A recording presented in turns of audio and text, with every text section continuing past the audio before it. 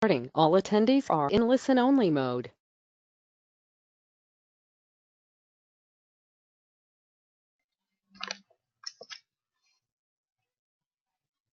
Hello, everyone. Welcome to our webinar today on grant writing basics. My name is Mindy Muller, and I'm going to be leading you through the next 60 to 75 minutes or so, and kind of talk about some basic information about grants. So very excited to have you join us today and explore the world of grants together. Wanted to talk a couple of housekeeping items just for those of you who may not be as familiar with the GoToWebinar platform. So all of you are muted, so we can't hear activity in your office or any conversation you might have. So want you to feel free to not worry about being heard, but also want to invite you to participate and ask questions. So on your control panel, you should see a questions bar there. And if you want to ask questions as we go through, certainly do that. That's there for you to make sure and interact with us if you need to do that. There's also a handout of all of the slides that I'll be covering today. So if you go again on that control panel to the handouts tab, you should be able to download that. So you'll definitely want to grab that before we close out the webinar today so that you have that on hand.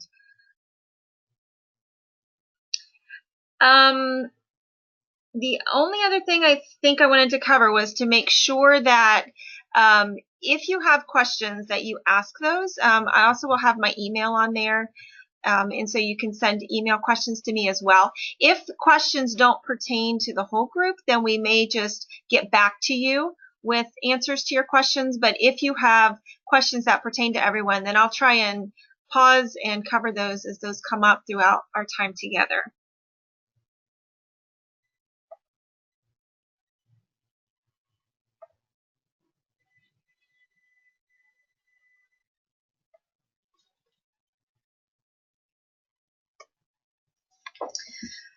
Wanted to let you know about a couple of events that are coming up.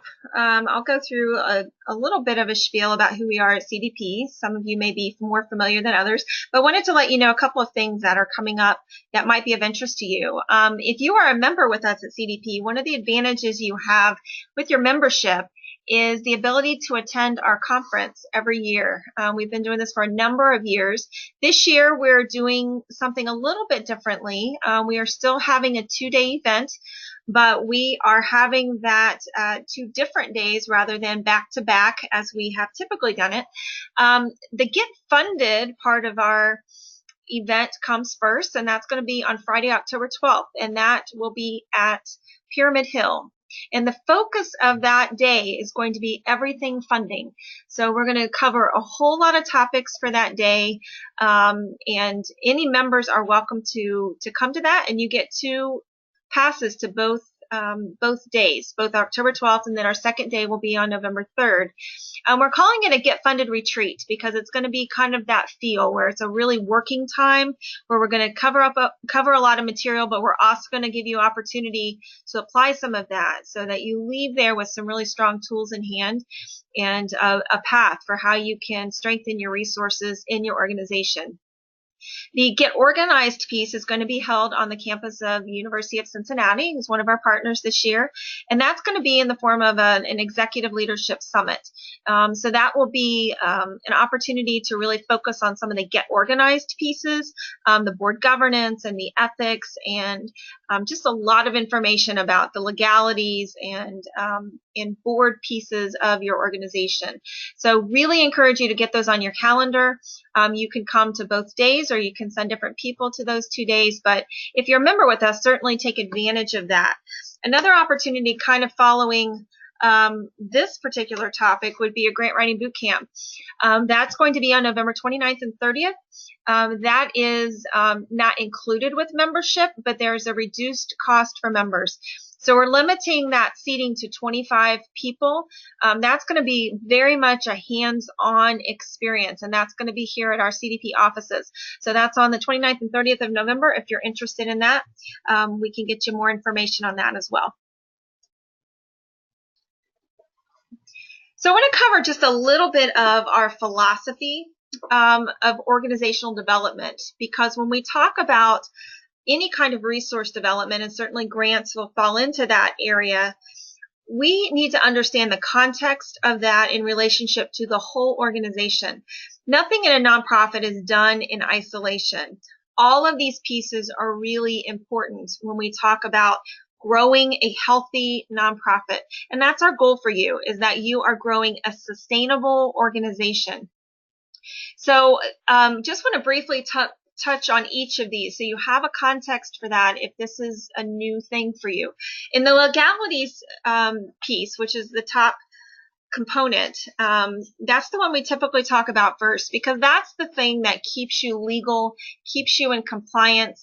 This is the thing that makes sure that you are doing what you need to do as a business and a corporation to keep your doors open.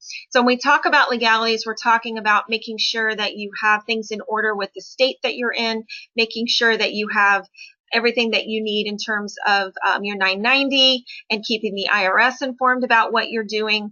And it also is the areas that we talk about human resources and policies and procedures and making sure you have strong fiscal controls. All of that comes under the area of legalities, really critical when we talk about sustainability and your nonprofit. The second area is board governance. Boards are critical to the health of a nonprofit organization, but they need to understand and know what their role and responsibilities are. And so we spend a lot of time, both in training and coaching, talking to boards about being a healthy board and running the organization well. The third area of a nonprofit is image management. Image management involves everything with public relations and marketing. So it's the things that we talk about with social media and with branding and making sure that you are getting the word out about your organization and what you do. It's really directly tied to the next area, which is resource development.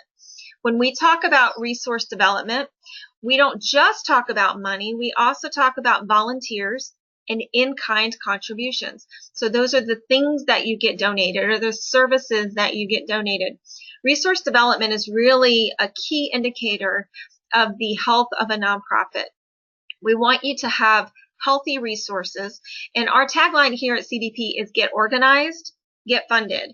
Funding is directly tied to how well the rest of your organization is functioning. And so making sure that we have a strong organization that is fundable is really critical. And that comes back into our conversation about grants that we'll touch on today. The fifth area in a healthy nonprofit is strategic planning.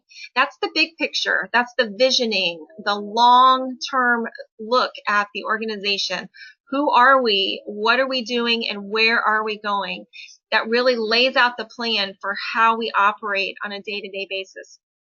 And then the sixth area is program impact. So making sure that we have programs that are responsive to our communities, that we are developing programs around identified needs in our communities, and then making sure our programs are working, that we're measuring our impact, that we know the efforts that we're doing really are making a difference in our communities. So program impact is another critical piece of a healthy nonprofit. And all of these things are important. And I know it can be overwhelming in the nonprofit world to have so many different things coming at us. And so what we try to do is make this manageable and create opportunities for you to take steps with each of these components that overall your organization grows in its health over time. So kind of our agenda for the next little bit here with Grant Writing Basics is we're going to go a little bit of a background so we make sure everyone's up on the same page in terms of what grants are for, what they are, so that we don't make any assumptions about knowledge you come in with.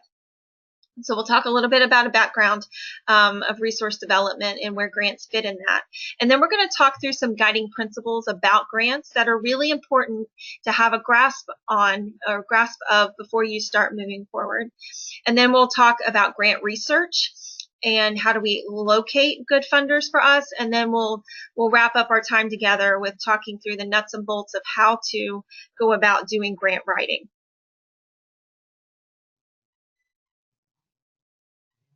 So let's dive into the background piece of this. So when we talk about grant writing, we have to first understand what is a grant. It's not just free money, which is how some people describe it, but it is a sum of money that's given to an exempt organization. When we talk about exempt organizations, we're talking about nonprofits that don't have to pay taxes. And the money is given to them to further their exempt purpose, to further the good that they're doing in the community. And the advantage of a grant over another instrument of finance, which might be a loan, is that grants are not expected to be paid back. So there's not an expectation that those funds would be returned. So where some people would say it's free money, it really is more accurate to say it's not money that has to be paid back. Exempt organization, again, is a charitable nonprofit that's been granted tax exemption by the IRS. In the Internal Revenue Code, which is the code that drives everything about our tax structure in the U.S., it's found under 501c3. That's where that term comes from. That references the section of the Internal Revenue Code that talks about charitable organizations. So we hear the term 501c3 thrown around a lot, and that is really referencing that Internal Revenue Code that I just mentioned. And it means that you don't have to pay federal income tax, which is a huge benefit to a nonprofit corporation.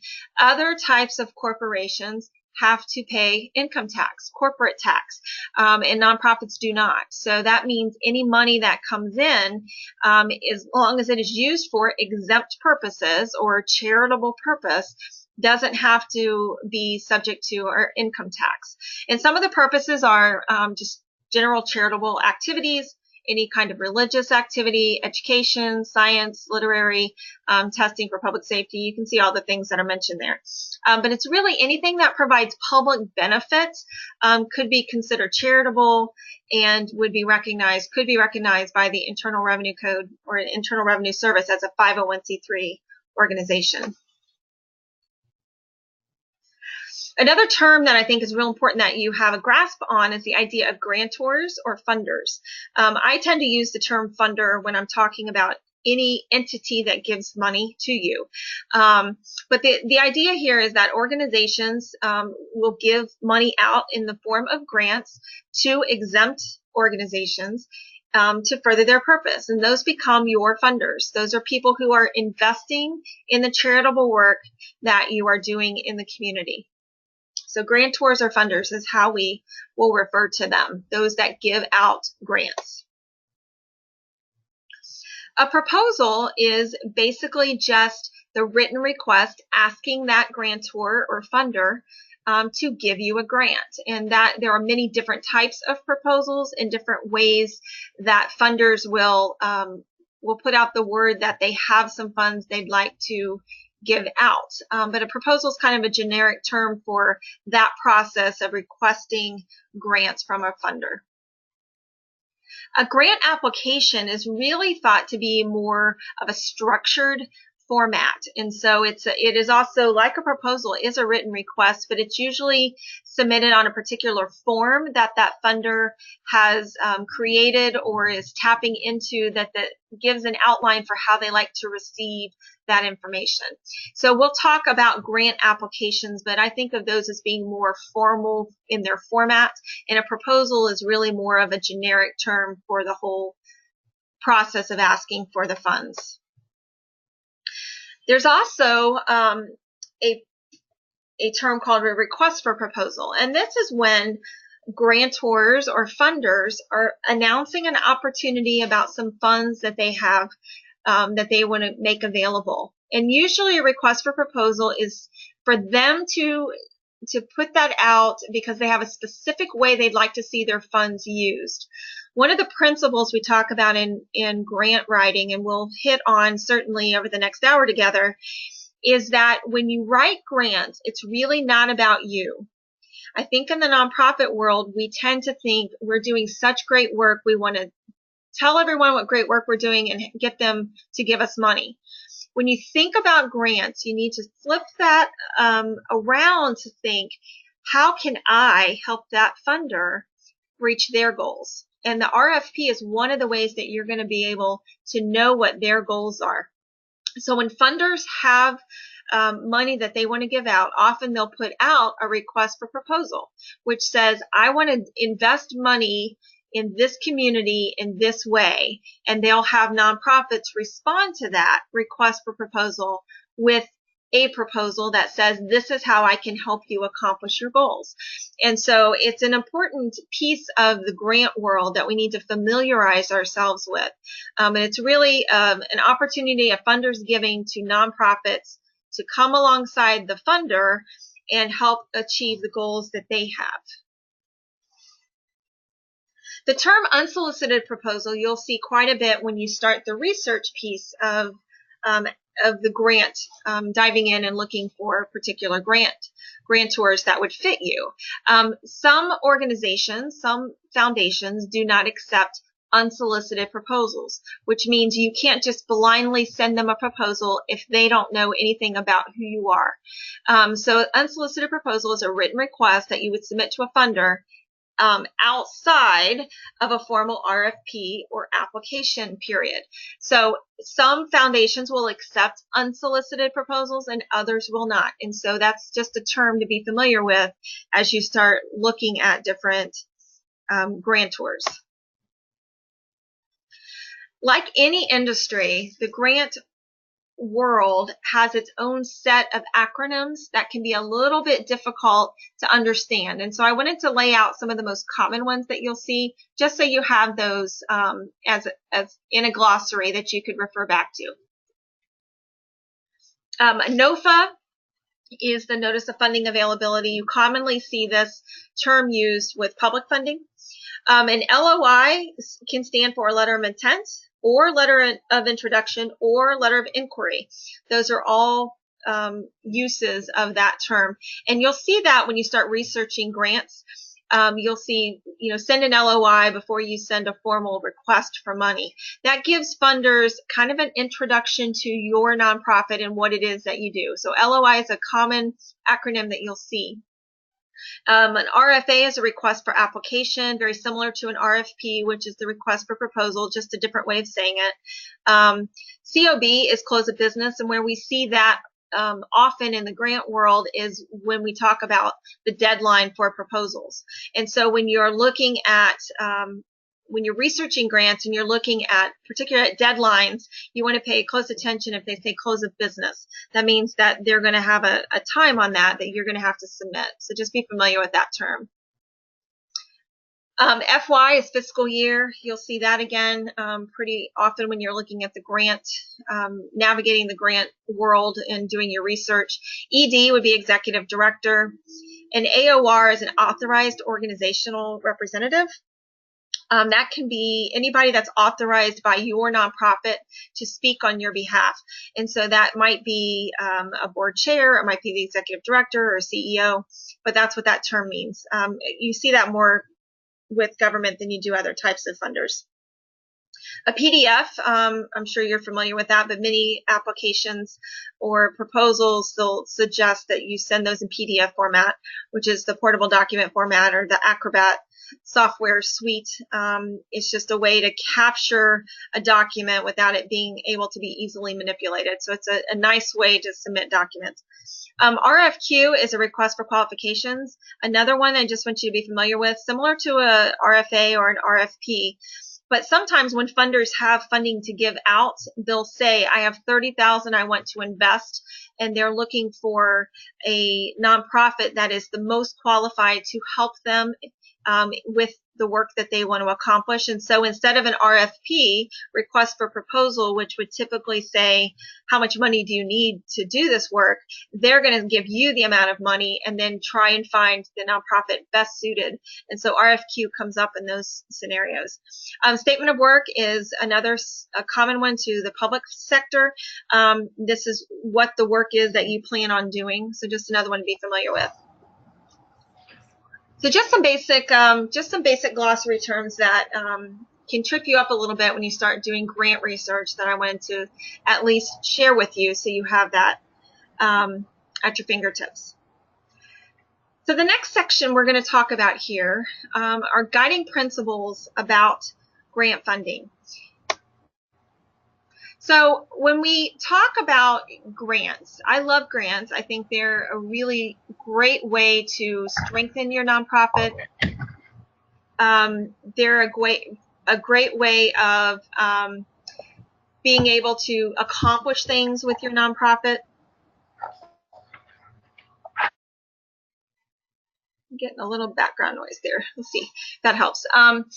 But they also have some limitations, and so we want to make sure that when we're talking about grants that we have a good context for understanding when they're really valuable and when things we might want to think about whether or not this is appropriate for grant funding. So I want to just cover some of these basic principles with you. In general, when we talk about resource development, 75 to 90% of your cash funding should come from the community you serve.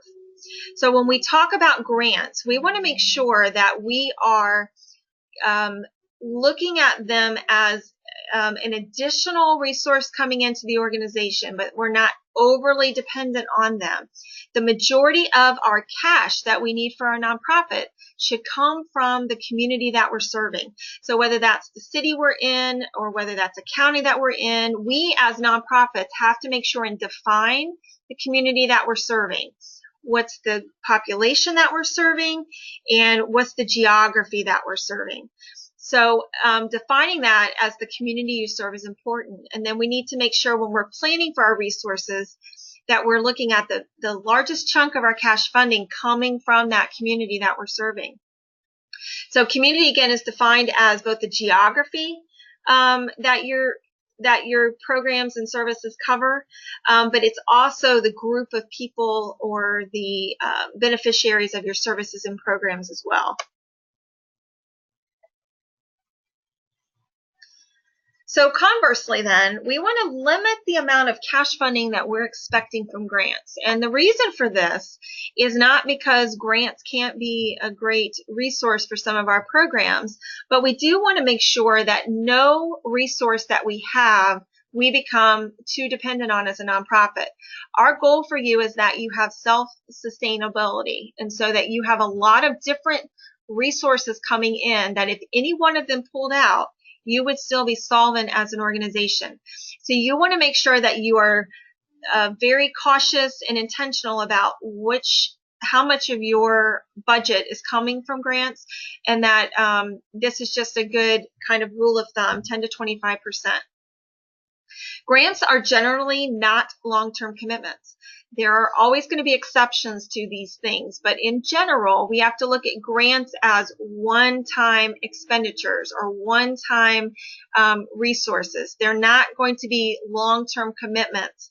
And so we want to make sure that we have other resources that are supporting us on an ongoing basis, and that we're looking at grants as being one-time infusions of cash into our organization that are for specific things. So grants do have a purpose, and so when you have projects that fit into one of these, this is when I'm talking with nonprofits, I'm listening for what are they doing and where are they expanding and what do they have planned on the horizon.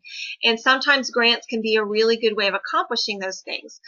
One-time purchases, one-time expenditures, if you have a capital item you need to purchase, or if you need to have a one-time purchase of equipment or a program item, grants are really great for that.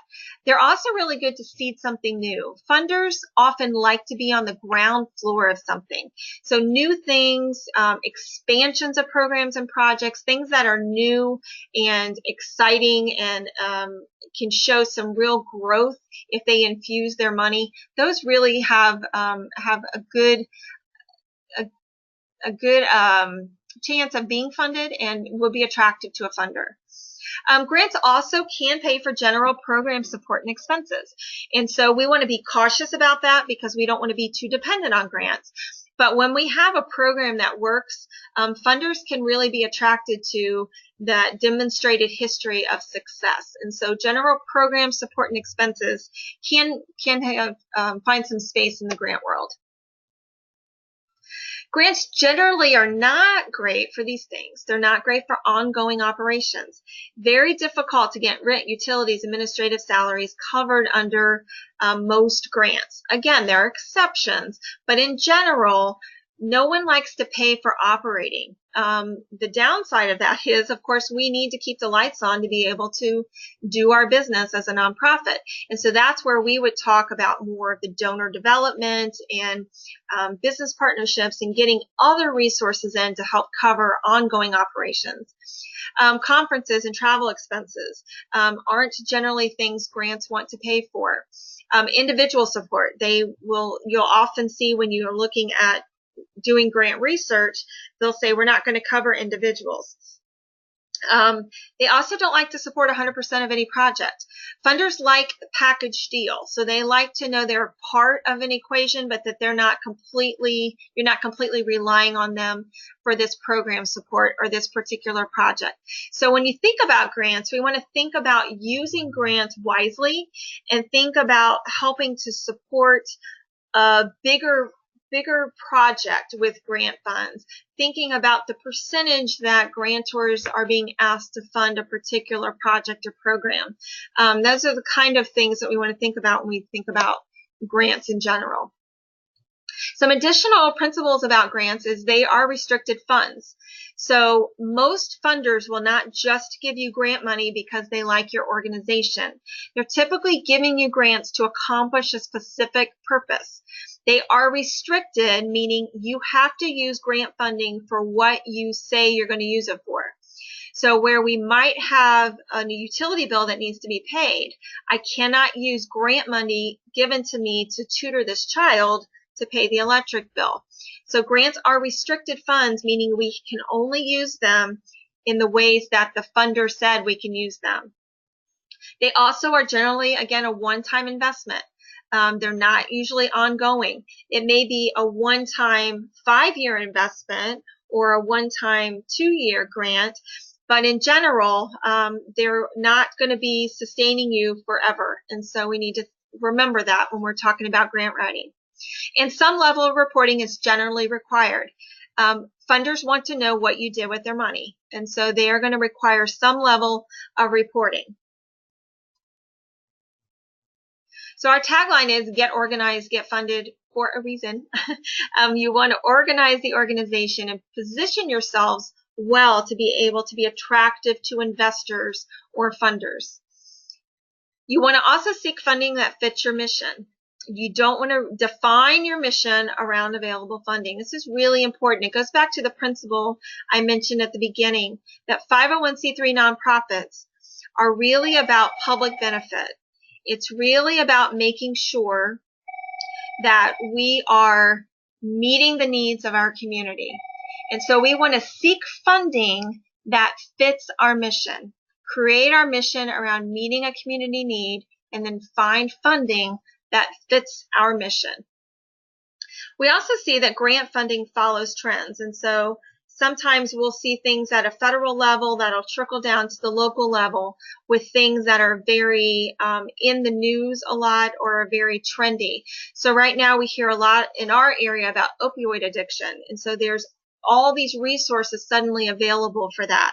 And so when we talk about things like substance use treatment or education, we have to recognize that today that's a very hot topic and it's getting a lot of media exposure, and so there are some additional resources today. But when we talk about long-term planning for a nonprofit, we want to make sure that we're planning for that long-term and not just what's available today. And so when we talk about grant funding that's available, we want to make sure that we are thinking that today it might be trendy, but we want to make sure we're setting ourselves up and our organizations up for long-term sustainability, not just what's available today. So those are just some basic principles that I wanted to cover when we talk about this general topic about grants. The next thing we're going to talk about is research. And if I was going to say you want to hone in on any particular thing in this webinar today, this would be the thing I would say pay attention to. One of the things I know with grants is that sometimes we spend a lot of time wordsmithing our grant proposals. We want to make sure we say things just the right way. And the biggest problem I see with grants in general is that people write grants or nonprofits submit grants to the wrong funders. And so we want to make sure that when you are taking on this challenge of writing grants, that you are really doing the research piece well. So the first thing we want to talk about is know your stuff. It's your responsibility as a nonprofit to make sure that you have your organizational items, that you know your program and project well, and that you know your numbers well. We're going to kind of go through each of these. First one is to just really know your organization. You need to know what your organizational history is. You need to understand what your different programs and projects are. You need to have a good handle when you're going to write about the organization. So when you are not the founder of the organization, or you're not employed in the organization, but you might just be a volunteer grant writer, and we see that a lot, you want to make sure that grant writer really understands the ins and outs of your organization. They understand the culture, they understand all the programs, they understand what your place in the community is. It's really important that a grant writer understand the organization, not just the particular project they're going to write on. So knowing the organization is important. The second is knowing the program or project. What are we asking for grant money for? And what's the impact of this project or program? Or where is this program or project going to be? And what are the goals and objectives for that program and project? We also have to know the numbers. We need to know the project budget. We need to know what different line items in that project budget are, because many nonprofit funders will be able to fund a particular even line item, or they may say, I don't fund salaries, but I'll fund program supplies. We need to know that as a writer. We need to have all of that information. One of the big questions I get in terms of where do you look for grants, there are some different avenues to use. One is just to do a basic general Google search. As Google has gotten more expansive over the last 7 to 10 years, you can find way more information today than you could even 5 years ago on Google. So don't be afraid to do a general Google search of funders that support health education in Sacramento, California. You'll find some good leads just based on a general Google search. You also want to make sure and be familiar with guidestar.org. Love this website, on there a lot. Every nonprofit, including foundations, have to submit 990s every year. That's the informational tax return. And so GuideStar captures all of those and provides you the last 3 years of those for any nonprofit, including the foundations. And that gives you a lot of information about what they fund, how they like to fund. We'll talk more about that in a minute. But GuideStar can be a way for you to identify even funders in your area. So you can do a general search for Sacramento, California, and find some nonprofits that are in that region. So really good free tool to use.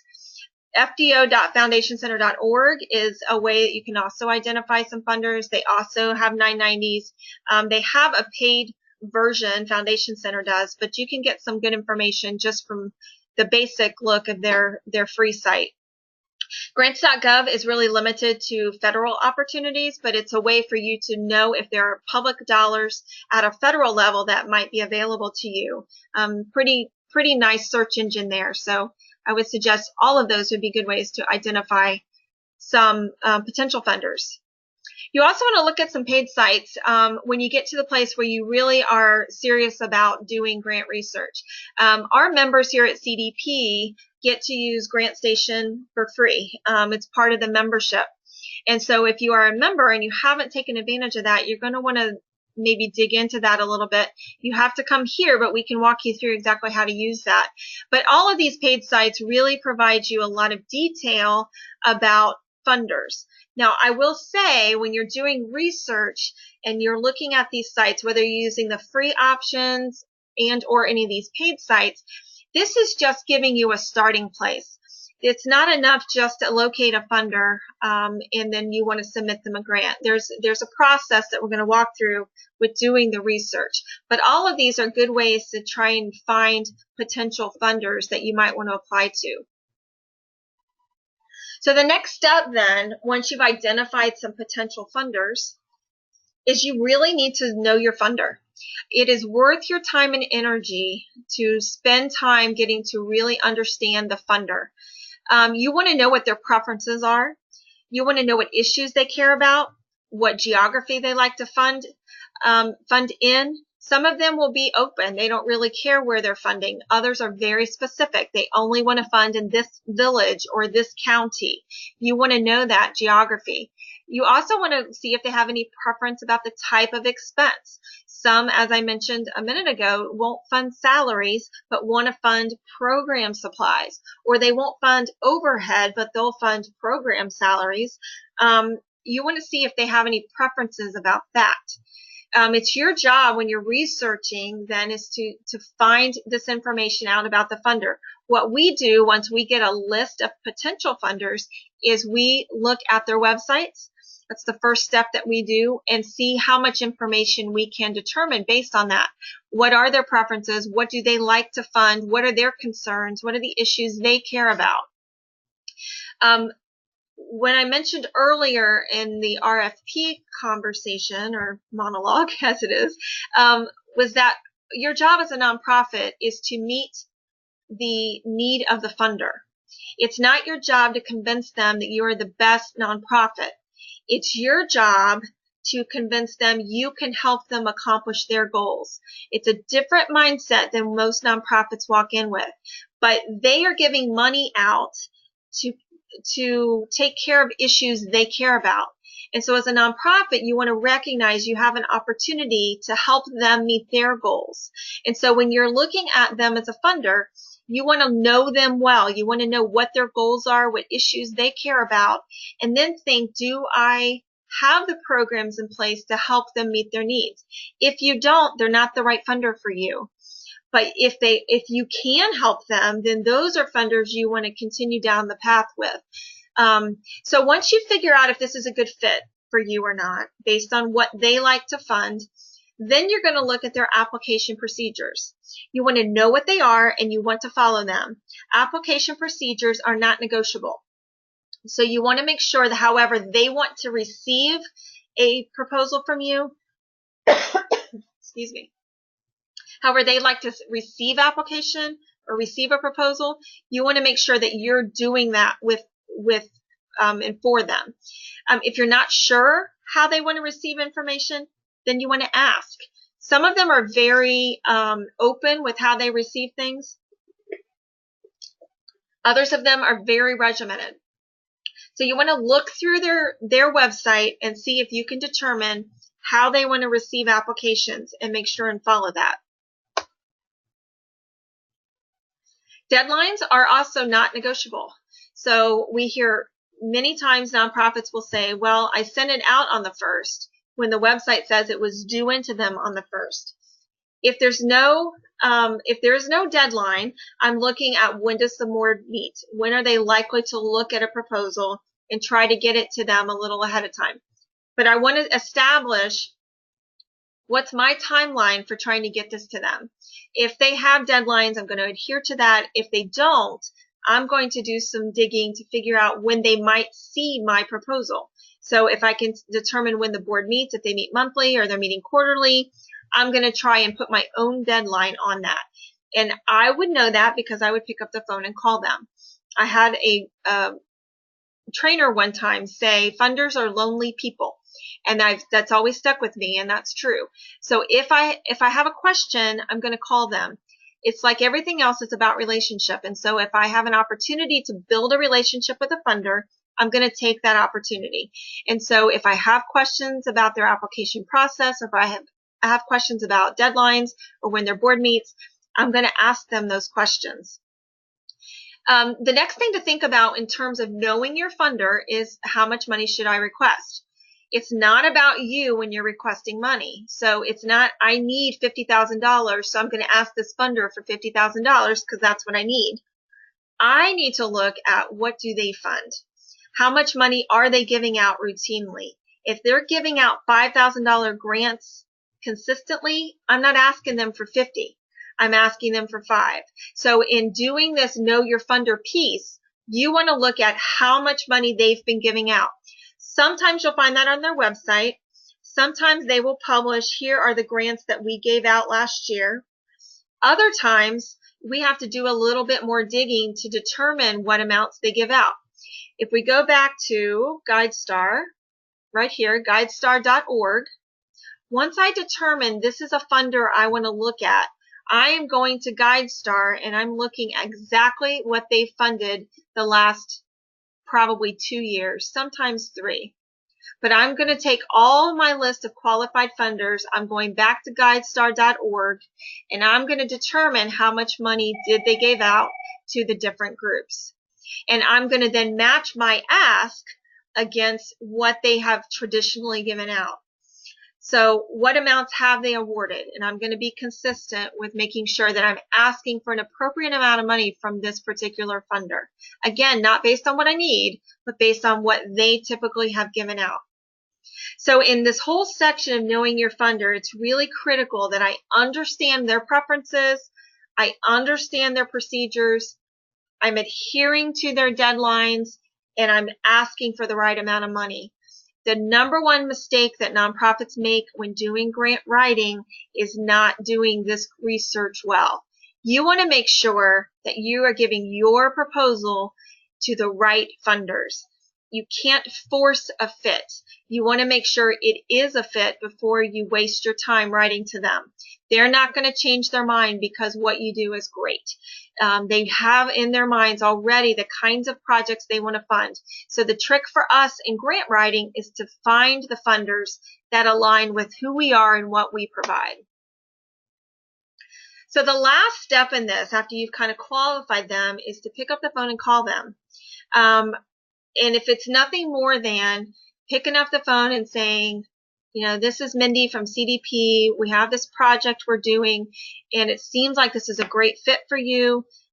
We were thinking about asking, you know, $10,000 for this project. Do you think that seems like it's a good fit for the organization? Just something simple like that. If I have questions about deadlines or board meetings or any of that, I'm asking that as well. But I want to call them, and sometimes what we can get is, you know what, their agenda for June is full, which is a conversation I had back in May. The June agenda is full, but I would really love to receive something from you at the October meeting. And so I wouldn't have known that had I not picked up the phone and called them. So we want to call them always before we submit them a proposal. The only time that we wouldn't call is if through the research I see that they don't want any calls. Sometimes you'll see that. But other than that, I'm always calling them. We also want to do then a cost-benefit analysis, which sounds very corporate and difficult, but it's not. It's simply saying, for the amount of money that they are likely to award and the amount of time it's going to take me to put together this proposal, is that worth it? So even after everything is done and I've qualified these funders, I still need to step back and say, the amount of time it's going to cost me to do this proposal versus the amount of money they're going to give out, is this worth my time to do this? And sometimes the answer is no. I have seen a lot of work that you've had to go through to get $5,000 and not a lot of work to get the $50,000. The amount of money doesn't always drive how difficult the process is to get that money. So we want to always do that cost-benefit analysis to make sure this is a good fit and that we are not going to be spending a lot of time to get very little. So we're calling them, we're doing that analysis, and then after that we're determining, does this fit? Is this worth continuing on? And if the answer is yes, then we want to set a timeline to submit that. So putting on our plate, this is when I'm going to have this proposal to them and kind of setting a timeline to get that submitted. So all of that is necessary before we ever get to the writing. Again, you can write less, you can write a proposal that's a little less compelling to the right funder versus writing a great proposal and it's in front of the wrong people. You're not going to get funded if you present your proposal to the wrong funder. So it's really critical that you do the qualifying of the funders and do the research piece well. So as we talk about then this actual writing piece, there are some additional guiding principles that I want to mention. Number one is that grant proposals reflect the organization. So when you are writing a proposal, you want to make sure that this represents who you are. It's equally important then when you have a grant writer writing for you that they get it, that they get who you are. It's not enough that they can just put words on paper. They need to understand your organization, kind of what we talked about early on, and that they are able to reflect the organization well. Think about funders as being investors, and you want to be a good investment. I often use those terms interchangeably because they're investing in the work that you're doing. And so we need to be a good steward of the dollars that they're giving us. We need to make sure that we are organized and that we are showing ourselves to be a good investment. Principles in grant writing also include highlighting our strengths. We want to put our best foot forward. We are going to camouflage our weaknesses. If we have had a significant amount of staff turnover in the last year, and we really are feeling the pinch of that in our organization, I'm probably not going to put that on the cover page of my grant. I'm not going to not say that that's happened if it's asked, but it's like an audit. You want to give them everything that they ask for and nothing that they don't. You want to highlight the strengths of your organization and camouflage those weaknesses, but at the end of the day, you always want to be truthful. So if you're presenting your organization in terms of a grant, you want to make sure that you're keeping all of these principles in mind as you write.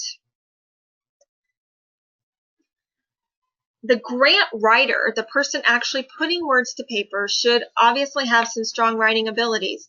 You want to make sure that the words that they use are good, that they are compelling in the way that they put the language together. That's an important thing. Grant writing is kind of a knack, but it's very teachable. For someone who has basic writing skills, grant writing is something they definitely can learn how to do. If you can have someone that has a demonstrated knowledge of how to do grant writing, that's great. Not everyone can be real compelling on paper. So if you can find somebody that's done this and had some success, that's great. You want someone that's passionate and knowledgeable about who you are and what you do. Kind of I've already mentioned that, but that passion comes through in the writing. And so when I'm writing for organizations, we do a lot of grant writing here at CDP. And when I'm writing for organizations that I just really get behind their purpose and I can really get excited about their project, I just write better. I have a harder time, even though I write a lot, I have a harder time writing compelling arguments to funders that I'm just not as excited about that nonprofit or that project.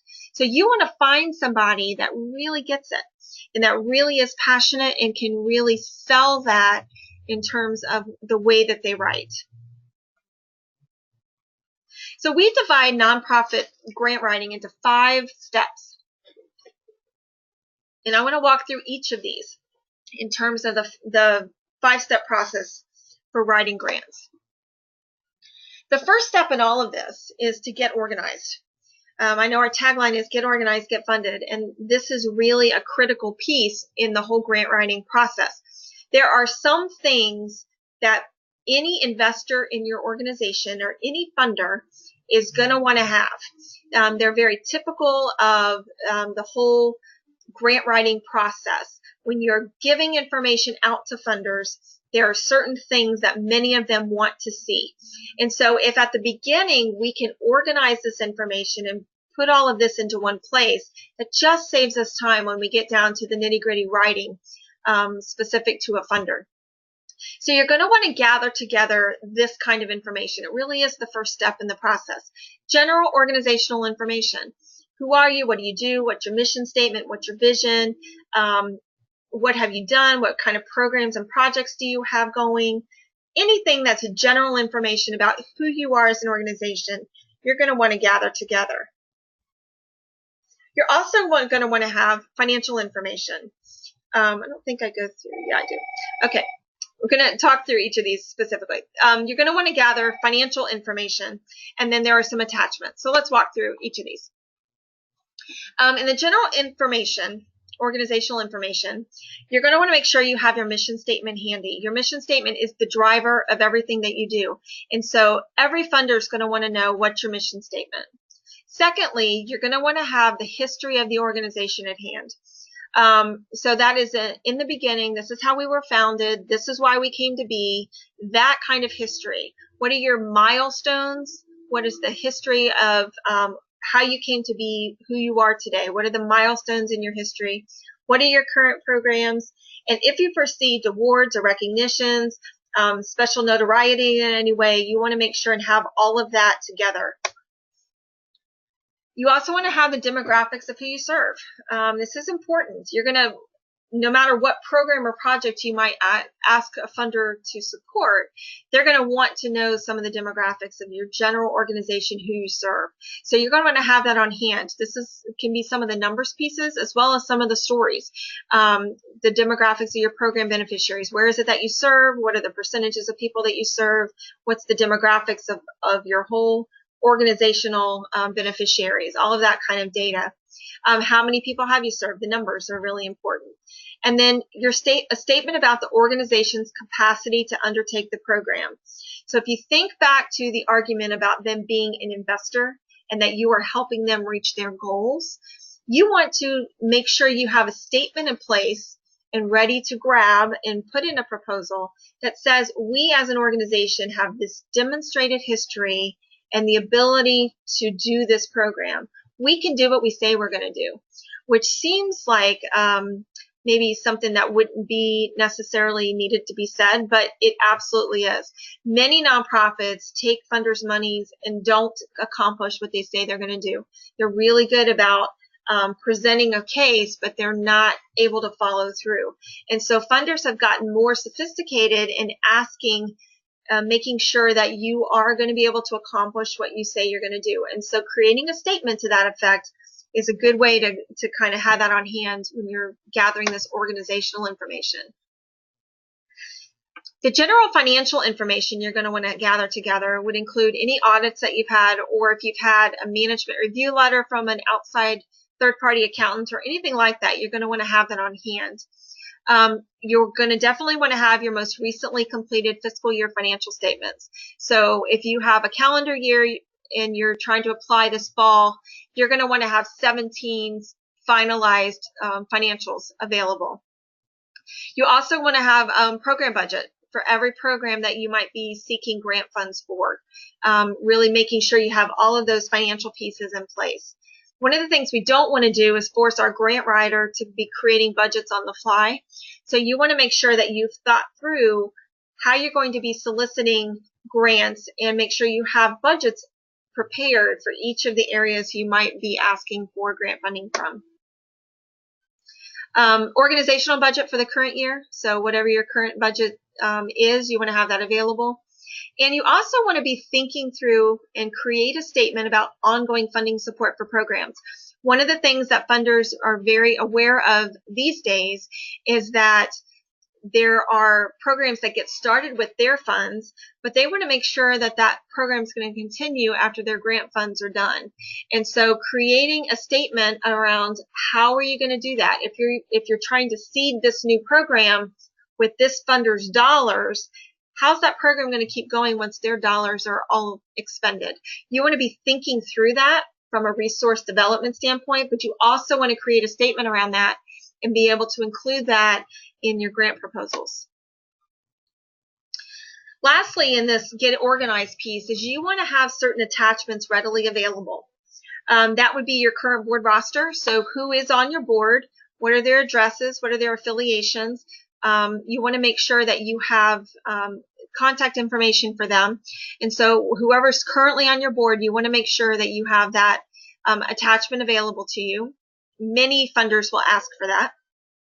You also want to make sure you have your 501c3 tax exemption letter. Some people call that a letter of determination. Some call it your tax exemption. Others will say your 501c3 letter. Whatever they call it, it's the proof from the IRS that you truly are recognized as a tax-exempt entity. And almost every funder will ask to see that letter. So you want to have that available.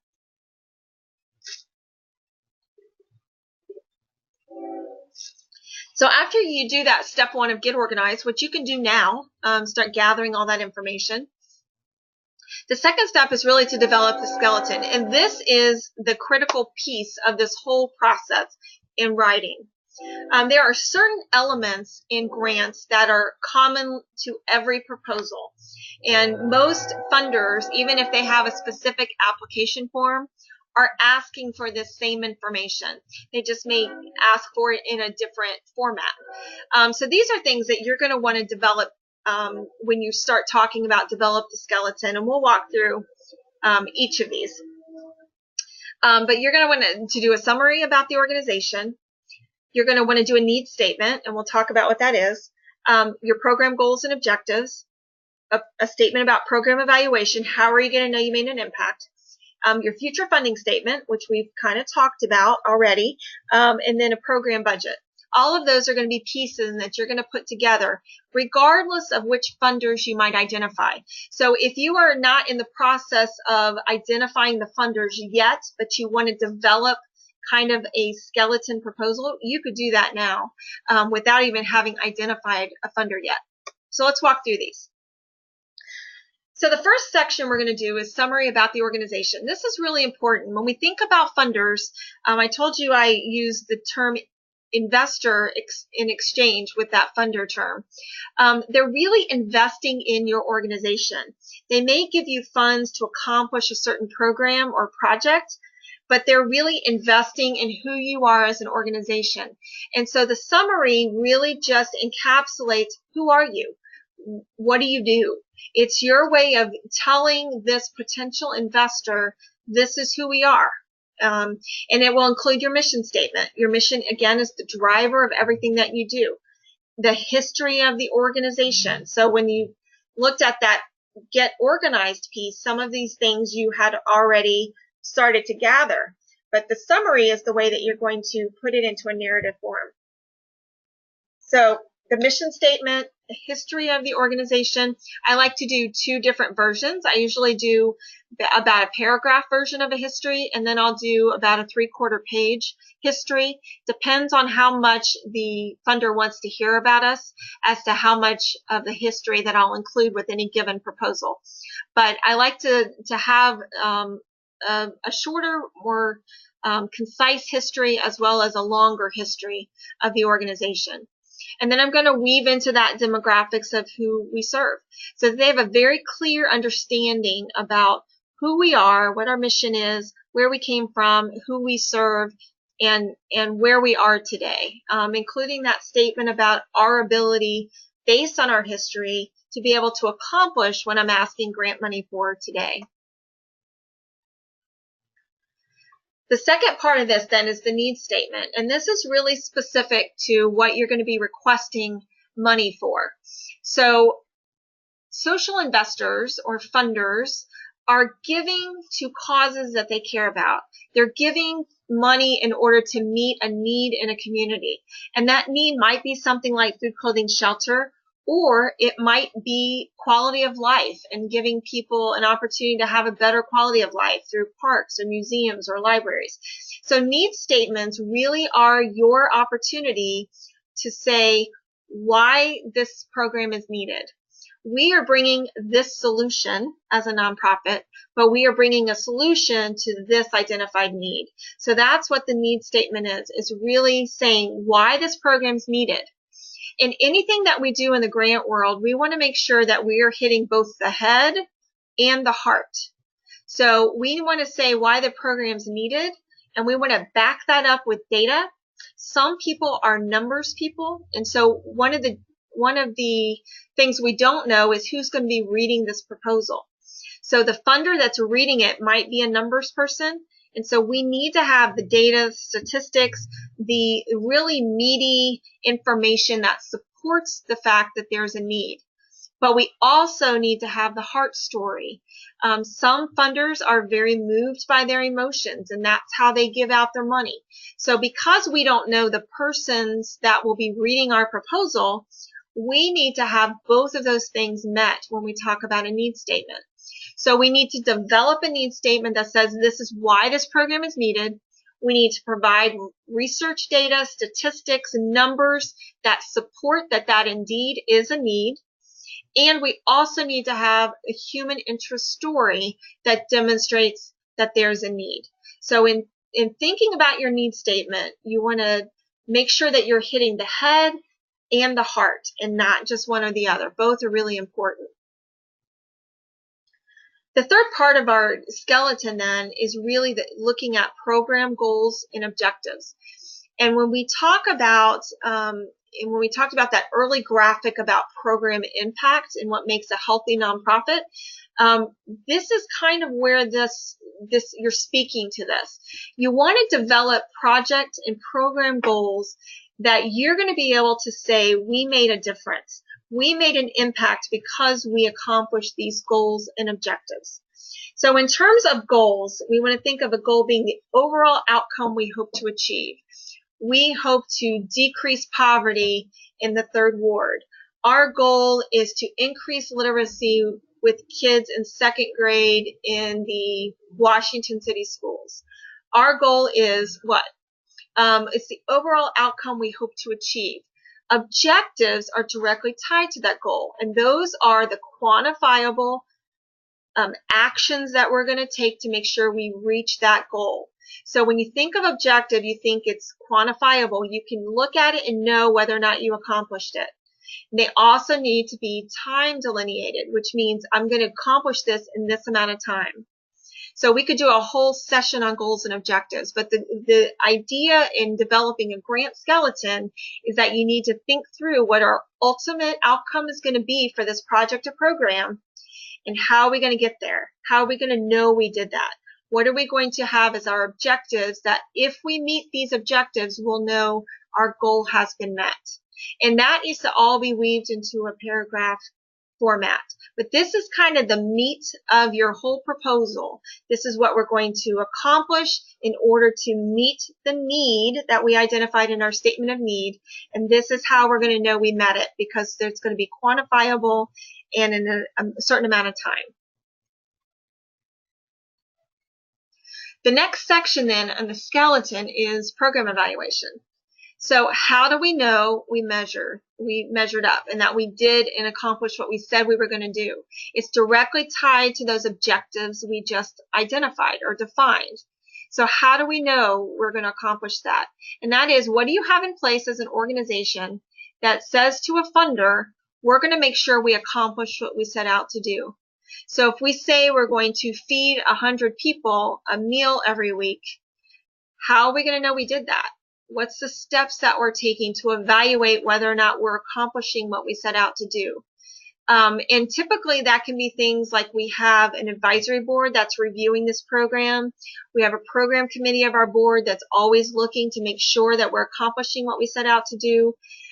We have a data system that says we're collecting the names and we know how many people we're feeding every week because we have a data collection system.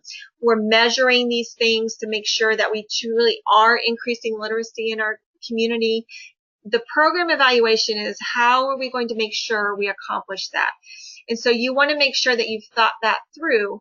Not only are we going to do all these great things based on what the need is, but we're going to be making sure as time goes on that we're evaluating that we're tweaking it if it's not working exactly as we want it to, but we're looking at it to make sure that we're able to meet our overall outcomes.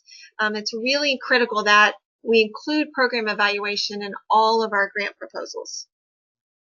The independent evaluator, I just kind of have on there because there are some programs that require a third eye looking at our stuff.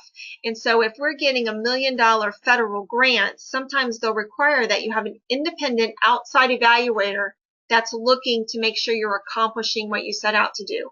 So where most of us are accomplishing that internally through our boards or through our executive staff, sometimes we need an independent outside person coming in and looking to make sure we accomplish what we set out to do. That's what that independent evaluator is. And then I mentioned in the Get Organized section about the future funding statement. So this is where you're going to weave into a narrative what's going to happen once this funder's funding has been expended. So if you're asking this funder to support this program at $25,000, what happens after that? And you need to have a plan for how this program continues after their funding has already been spent.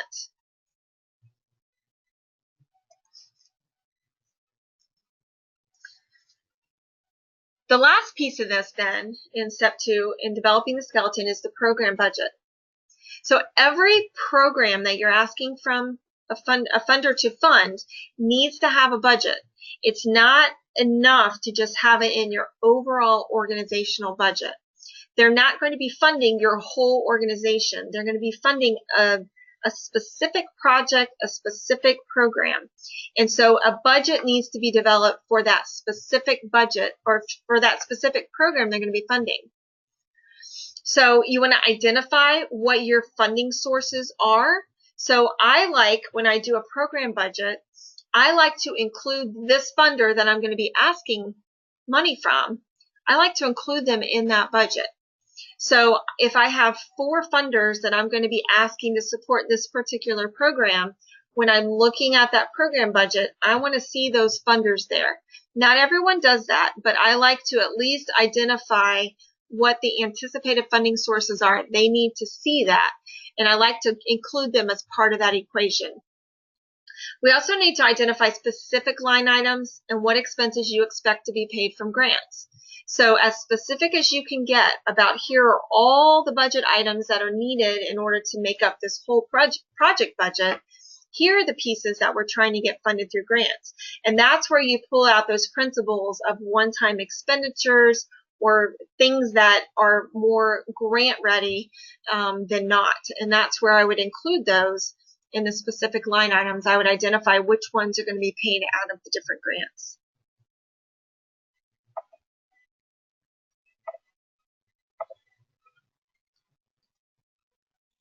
So all of those pieces are developing the basics for the skeleton proposal. And all of those are really important and can be done prior to even identifying the particular funders. But once you identify the funders, that's when we're moving to step 3. You will never develop one proposal that gets sent out to a bunch of different funders. You are never going to say to whom it may concern or to the board of directors and have a generic proposal that you've developed that you're going to send out to everybody that you qualified and in this research piece. Every single proposal you send out needs to be tweaked to that each individual funder. So here are some things to think about. So we're assuming in step 3 that you've developed a skeleton proposal and all those different components that we went over in step 2. When you've identified a particular funder, you're going to address the elements that they request. Some funders will ask you for excruciating detail on finances. Others will ask you for excruciating detail on objectives and the people you're going to be serving. Every element they request, everything that they ask you for, you are absolutely going to give them. You're not going to do spray and pray is what I call it, which is you're going to do you're not going to ever do one proposal that goes to every funder. You're going to tweak every single proposal and craft it specific to the identified funder. So everything that the funder cares about, you're going to address in your skeleton proposal. You're going to talk about everything that they care about in your narrative. But if they don't care about a particular aspect of your organization or a particular aspect of your program or project, you're not telling them. remember, your job is not to convince them that you are all things nonprofit. Your job is to give them information to help them meet their goals. And so if you can think about it that way, it will absolutely change the way that you approach them. So in tweaking the proposal, you want to address everything this particular funder cares about, nothing that they don't. It's about them. It's not about you. Your job in approaching them for funding is to convince that funder you can help them accomplish their goals. Can't say that enough. So it's not about you, it's about them. So you want to tell them everything they want to know that can convince them that you as a nonprofit can help them meet their goals. So everything that they care about and everything they ask for, we're going to give them information on. But I'm not going to tell them about anything else that we might do that they specifically don't care about. An example might be, we have an organization we work with that has an emergency homeless shelter and a food pantry. There are funders that care a whole lot about the homeless, but are not interested in funding food. And then there are other funders who care a lot about the food pantry, but don't care about the shelter. So when we are approaching those different funders for this client, I am very careful to tell them only about the pieces of the organization they really want to hear about. I'm not telling them about the whole organization and the details about the pantry if they only care about the shelter, or vice versa.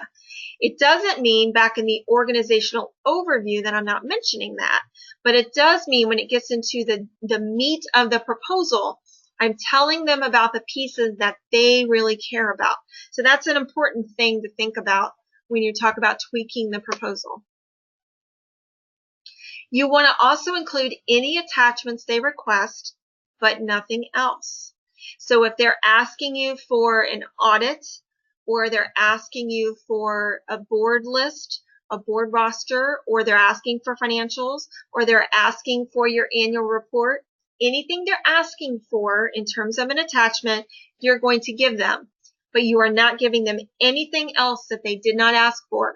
So if you had a nice DVD that was done for your fundraising dinner, you're not sending that to them.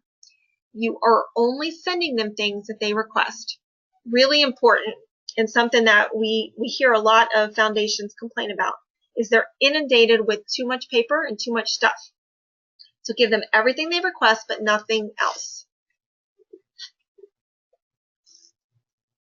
You also want to make sure and adhere to their formatting requirements. So if they say 2 pages, it's 2 pages. If they say a half a page on the history of your organization, you're doing a half a page on the history of your organization. If they say no more than 10 pages including attachments, or no more than 10 pages including attachments. So that seems like a very easy thing, but it's one thing that I can tell you over and over and over again people don't do. They ignore those kinds of requests. So you want to adhere to whatever formatting request they have. If they say we want it on this form, you're printing it on that form. If they say Times New Roman 12-point font, you're doing Times New Roman 12-point font. Anything that they have in terms of formatting requirements, you absolutely are going to adhere to those. Think about this, that they get more requests than they're able to fund. So the people who do not follow their rules, often they're tossing those out. They're not even reviewing those applications. They're investing in you. And so when they're investing in you, part of the test of that investment is, can you follow their instructions in submitting your proposal? So you need to really be thinking about that when you submit your proposal to them. You want to give it to them exactly in the format they want, exactly the attachments they request, answer all the questions that they have. Really important. And just doing those things set you way above a lot of nonprofits who will not do those things. So make sure that you're following that in talking about the way you present this to the funder. So the overall thing in tweaking the proposal that I want to emphasize is that you are never going to submit the same proposal to 2 different funders. It's very rare that you have funders that care about exactly the same thing in exactly the same geography, have the same, they give out the same amount of money, that everything is equal. You're always going to want to tweak the proposal to each individual funder and make sure you're tweaking it in the way that they have asked for it to be presented to them. The fourth step in grant writing is really to develop the craft. You're not going to write your best grant the first time out. You're just not going to. And neither is your grant writer if you're having someone else do this for you. So you want to give them tools or take and develop tools yourself that will help you develop the craft of writing grants. Read articles in the industry. We are inundated with information just through Facebook alone. You can get so many different articles on things grants. You also, if you are connected on LinkedIn, there's tons of stuff that's coming through in lots of different LinkedIn groups about grants and the grant writing industry. Read those articles. You will pick up little nuances and little phrases that will really help you in improving the way you submit proposals and the way that you craft language. You want to expand your vocabulary and learn industry jargon. Every industry in the nonprofit sector is different. So the way we write to the healthcare industry is different than the way we would write in terms of animal welfare. Every industry has their own jargon. And so when you are writing for your nonprofit, you want to make sure that you're reading things in your industry.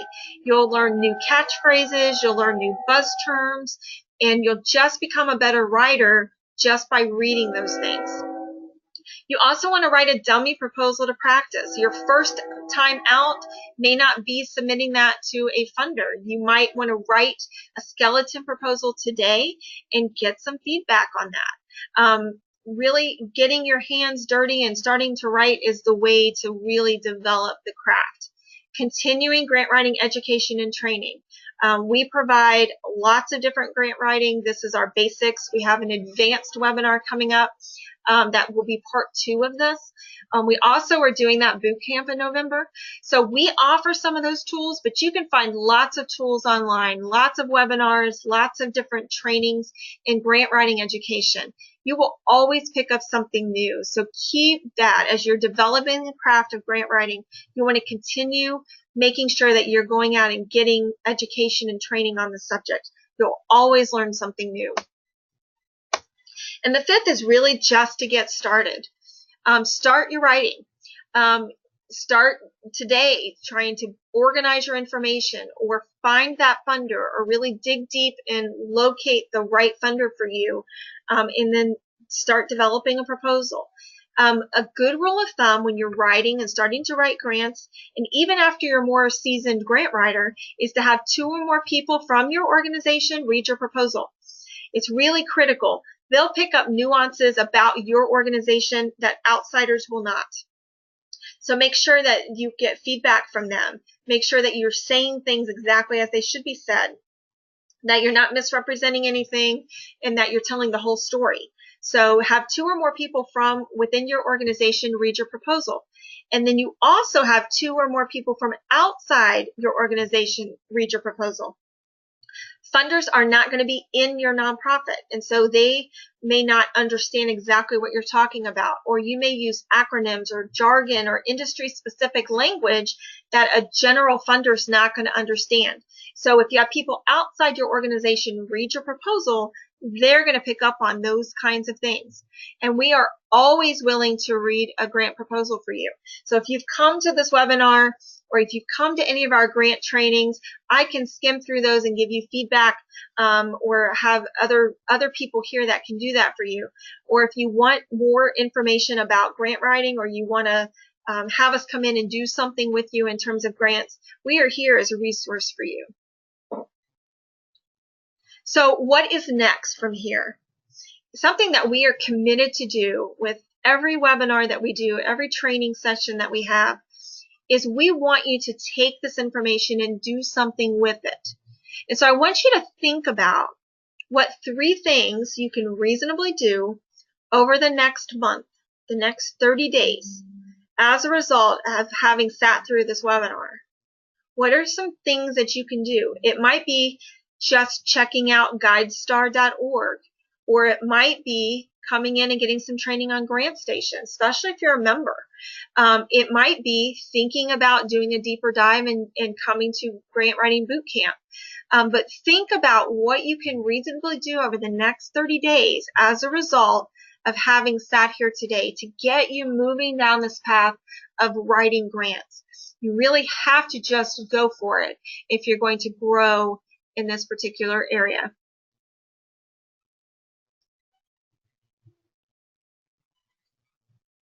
So if you have questions that you would like us to answer, go ahead and shoot those over to me, and I will be happy to field those.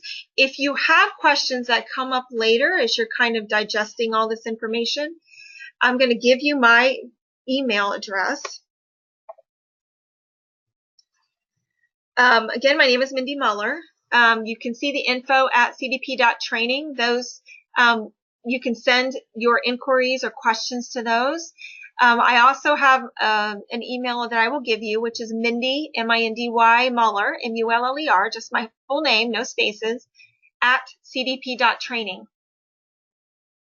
So if you have other questions that you would like to ask or things that you would like to follow up with, certainly go ahead and contact me. I'd be happy to answer those questions. I want to remind you, too, to go ahead and download that handout if you haven't done that yet, and make sure that you have that. I'll leave the webinar up for a little bit. And then I wanted to remind you of the 2 events we have coming up. Our first day of our conference, October 12th, that's a Friday, and then the second day is November 3rd, which is a Saturday, and we would love to have you participate in that. There's more information about each of those events on our website. Our schedule for both of those should be up shortly. We also have a follow-up to the grant writing webinar, which is our boot camp, which is coming up November 29th and 30th. That is limited to 25 people. You will walk out of there with a grant in hand. So part of what we do with that boot camp is we qualify funders for you ahead of time, and then you will actually work on a grant over those 2 days. So it's very hands-on, very time-intensive, but really helps you develop a real project and have access to that and walk out of there with a grant in hand. So encourage you to come to that if you were interested in that. So again, my name is Mindy Muller. I'm with Community Development Professionals. Thank you for your attention today and welcome your questions. Really thank you for spending time with us. Have a fantastic day.